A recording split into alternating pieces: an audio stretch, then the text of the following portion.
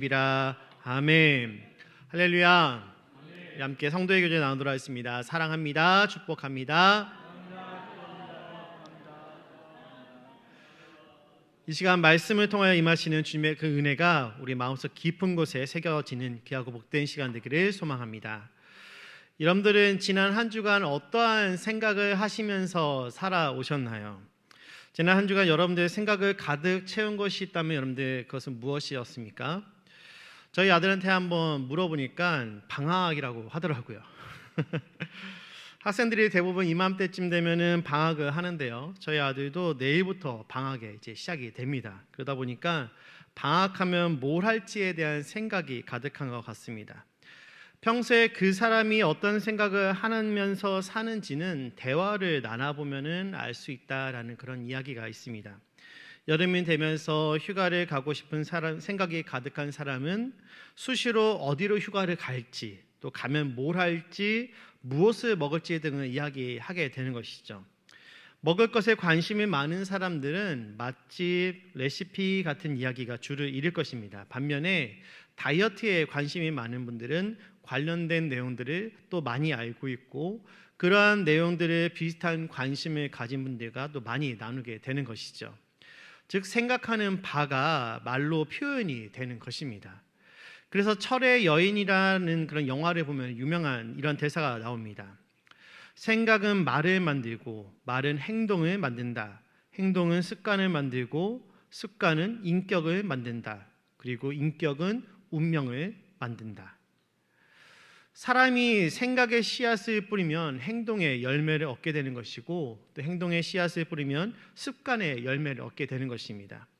습관은 다시 성품을 낳고 성품은 그 사람의 운명을 결정하게 되는 것이죠. 그러므로 그가 평소에 무엇을 생각하느냐는 훗날 그가 어떤 사람이 될지를 결정한다라고도 볼 수가 있습니다. 생각은 그 사람의 언어와 인격과 삶과 또 행동을 지배하게 되죠. 추하고 더러운 생각을 하고 있는 사람은 더러운 말과 더러운 행동으로 나타나게 되는 것입니다. 반면에 아름답고 깨끗한 생각을 가지고 있는 사람은 그 말과 행동이 항상 아름답기 마련인 것이죠. 그렇다면 여러분, 성도는 어떤 생각의 씨앗을 뿌려야만 하는 것일까요? 오늘 본문 우리에게 예수님을 깊이 생각하라고 말하고 있습니다. 우리는 왜 예수님을 깊이 생각해야만 하는 것일까요? 이 시간 말씀을 통해서 그 이유에 대해서 크게 세 가지로 함께 나눠보도록 하겠습니다. 첫 번째로 먼저 예수님이 사도이시기 때문에 우리는 예수를 깊이 생각해야 된다라고 성경은 말합니다. 우리 1절 말씀 함께 읽어보도록 하겠습니다. 1절입니다. 시작.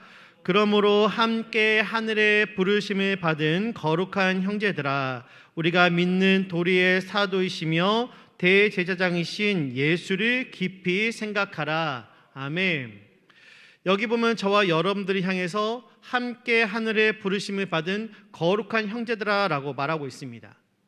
이 말에는 하나님께서 우리에게 부여해 주신 그런 존엄성이 깃들여 있는 것이죠. 하나님께서 선택하신 저와 여러분들의 위치는 함부로 할 수 있는 존재가 아니라는 것입니다. 온 세상의 통치자이자 모든 왕위의 왕이 되시는 하나님께서 직접 저와 여러분을 선택하셨고, 또 더 나아가 그분의 자녀로 삼아 주셨다는 것이죠. 이 사실 여러분들은 믿으십니까? 왕은 왕의 품위와 품격이 있습니다. 왕의 가문에서 태어난 사람은 그래서 어려서부터 왕의 문화와 법도를 배워 말과 행동에서 자연스럽게 그것이 나타나도록 하는 것이죠. 그렇다면 여러분, 성도의 품위와 품격은 과연 어디로부터 나오는 것일까요? 하나님께서 내가 거룩하니 너희도 거룩하라고 말씀하신 그 말씀, 바로 거룩이 성도의 품위와 품격인 줄로 믿으시기를 바랍니다. 그러므로 그분의 선택을 받아 하나님의 자녀가 된 우리도 왕족으로 태어나 왕의 문화와 법도가 말과 행동에서 자연스럽게 나타나게 되는 것처럼 하나님의 그 거룩이 우리의 말과 행동에서 자연스럽게 나타날 수 있도록 해야 하는 것입니다. 거룩이란 세상과 분리된 이란 뜻을 갖고 있습니다. 하나님의 성품은 죄로 가득한 세상과 섞일래야 섞일 수가 없다는 것이죠. 정리를 해보면 히브리서 기자를 통하여 우리를 향해 하나님께서는 거룩한 형제들이라고 부르신 것은 성도란 세상적인 삶에 둘러싸여 있지 않은 하나님께서 인정해 주신 자녀들이란 것입니다. 또한 저자는 같은 본문에서 예수님에 대해 우리가 믿는 도리의 사도라고 이야기합니다. 원래 사도란 예수님께서 보냄을 받은 자들에게 사용됐던 그런 단어이죠. 그런데 오늘 본문은 예수님을 사도로, 즉 예수님을 보냄을 받은 자로 기록하고 있는 것을 보게 됩니다. 그렇다면 여러분, 누가 예수님을 보낸 것일까요? 요한복음 17장 18절에 보면 이런 말씀이 기록이 되어 있습니다. 제가 읽어드리겠습니다. 아버지께서 나를 세상에 보내신 것 같이 나도 그들을 세상에 보내었고. 아멘. 여러분, 누가 예수님을 세상에 보내셨습니까? 바로 하나님께서 세상에 예수님을 보내셨다는 것이에요.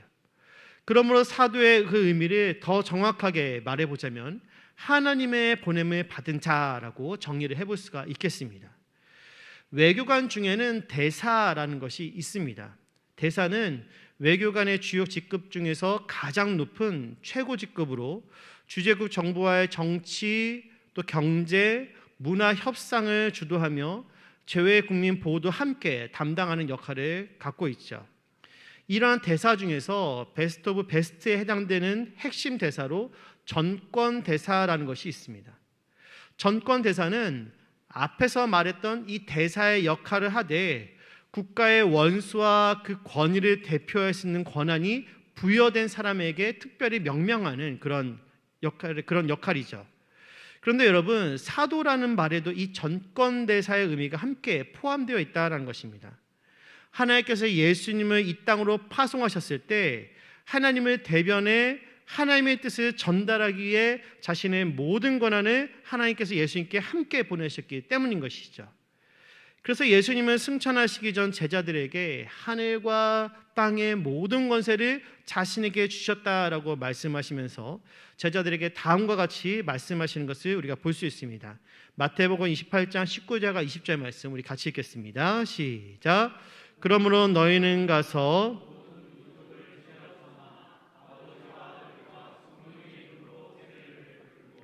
내가 너에게 분부한 모든 것을 가르쳐 지키게 하라. 볼지어다 내가 세상 끝날까지 너희와 항상 함께 있으리라 하시니라. 아멘. 사랑하는 성도 여러분, 하나님의 보내심을 받으신 예수님이 저와 여러분들을 대변하여 주십니다. 하나님께서 주신 권한을 가지고 저와 여러분들의 죄를 덮으시고 하나님 앞에서 우리를 변호해 주심으로 저와 여러분들의 죄가 용서받았음을 인정받고 하나님의 나라에 들어갈 수 있는 자격을 얻도록 하신다라는 것이죠. 여기에 오늘 우리가 예수를 깊이 생각해야만 하는 두 번째 이유가 있습니다. 그것은 예수님께서 우리의 대제사장이 되어주시기 때문에 우리는 예수를 깊이 생각해야만 하는 것이죠. 우리가 읽은 본문 1절 하반절에는 대제사장이신 예수님을 언급합니다. 이스라엘에서 가장 중요한 장소가 있다면 그것은 바로 예루살렘이며 예루살렘 안에서 또 가장 중요한 장소는 바로 성전입니다.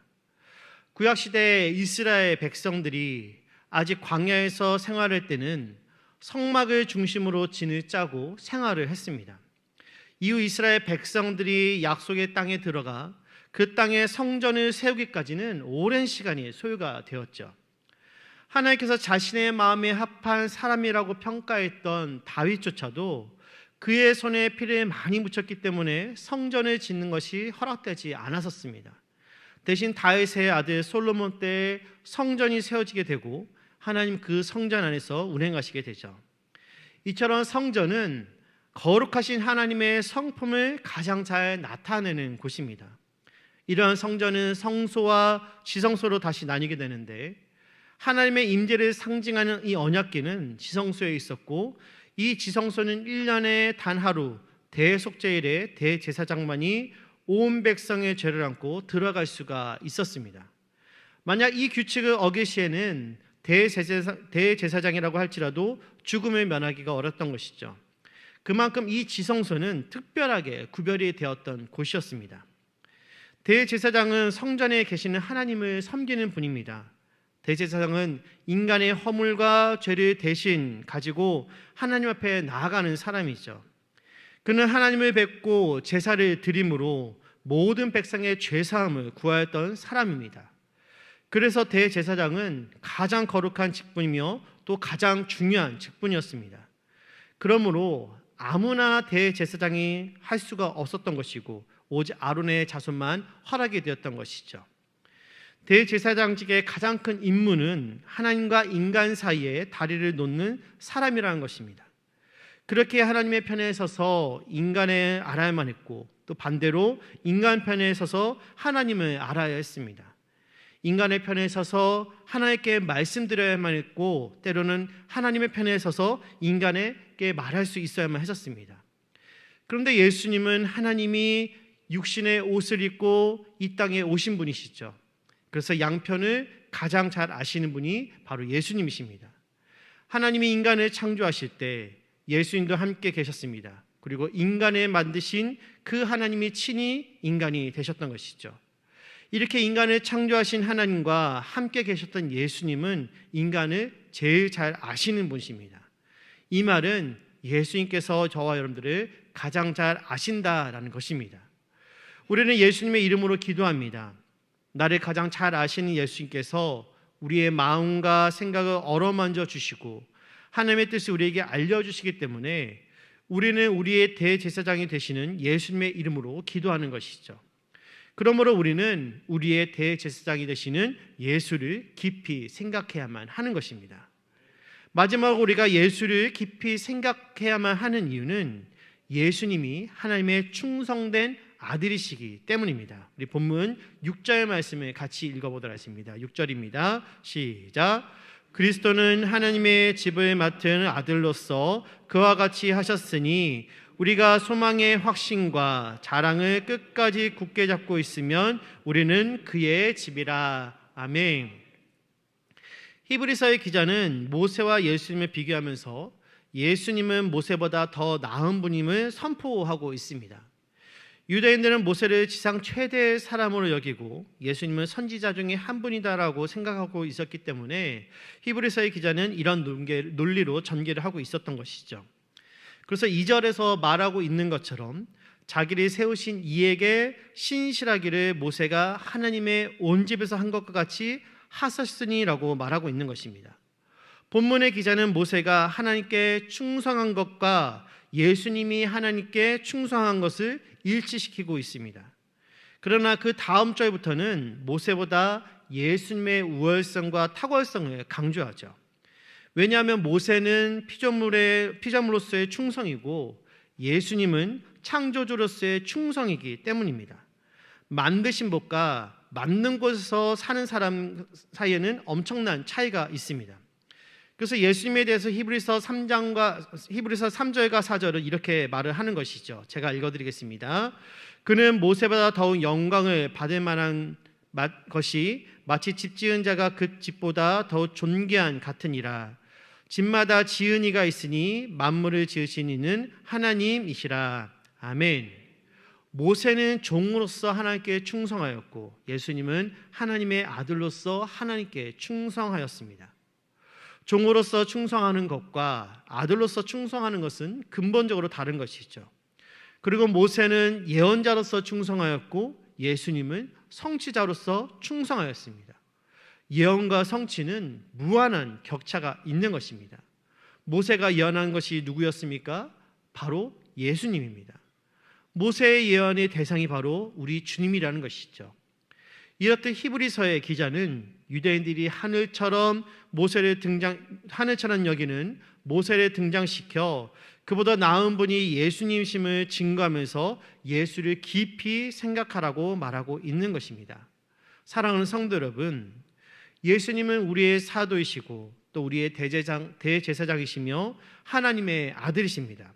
그러므로 우리 모두 예수를 깊이 생각하시기를 바랍니다. 예수님께 여러분들의 생각을 고정시켜 그분의 뜻을 알고 이루시는 삶을 살아가시기를 간절히 소원합니다. 예수 안에 생명이 있습니다. 예수 안에 보화가 있습니다. 예수 안에 기쁨이 있고 예수 안에 길과 진리가 있습니다. 그러므로 예수를 깊이 생각하고 예수를 바라보는 저와 여러분들 되기를 간절히 소원합니다. 이제 말씀을 정리하기를 원합니다.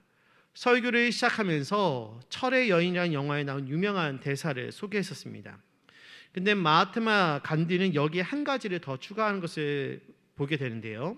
믿음이 생각이 된다라는 것입니다.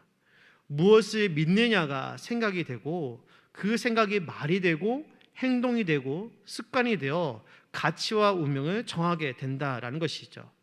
사랑하는 성도 여러분, 여러분들은 무엇을 믿으십니까? 어떤 분은 나신교를 믿는다라고 합니다. 나신교가 무엇입니까? 나 자신을 믿는 종교, 자기 자신을 믿는다라는 것이죠. 그러나 우리가 잘 알듯이 우리 자신이 얼마나 오류가 많은 존재들입니까? 우리는 수없이 거짓을 말하고 또 수없이 죄를 짓는 불완전한 존재들입니다. 우리만 그럴까요? 사람들이 믿고 따르는 세상의 모든 종교들도 전부 오류가 있습니다. 그러나 오직 한 분 하나님만은 완전하신 줄로 믿으시기를 바랍니다. 그분은 오류가 없으신 분이시고 그분은 저와 여러분들의 죄로부터 구원하시기 위해서 예수님을 우리에게 보내주셨습니다. 그분은 하나님의 보냄을 받아 우리에게 오셔서 하나님과 우리 사이에 다리가 되으셨고 이제는 하나님의 아들로서 충성되게 그 일을 이루신 것을 우리는 본문을 통해서 확인할 수가 있는 것이죠. 그러므로 예수를 생각하시되 깊이 생각하는 여러분 되기를 간절히 원합니다. 나를 위하여 이 땅에 오신 예수님의 그 희생이 무엇인지, 그 희생은 어떤 가치를 있는 것인지, 나는 그런 사랑을 받을 만한 존재를 묵상하며 나아갈 때 예수님께서 이루신 십자가의 그 뜨거운 사랑을 더욱더 깊이 있게 깨닫게 될 줄로 믿습니다. 빠르게 돌아가는 세상 속에서 살아가다 보면 참으로 많은 생각을 하게 되죠. 그러나 세상의 생각으로 가득 채운다면 그것이 우리에게 얼마나 큰 유익이 되겠습니까? 성도는 예수를 깊이 생각하며 묵상할 때 가장 큰 유익을 누리게 됨을 믿으시기를 바랍니다. 이 한 주간 예수를 깊이 생각하며 나에게 허락하신 나의 자리를 더욱 귀하게 섬길 수 있는 저와 여러분 되기를 다시 한번 간절히 소망합니다.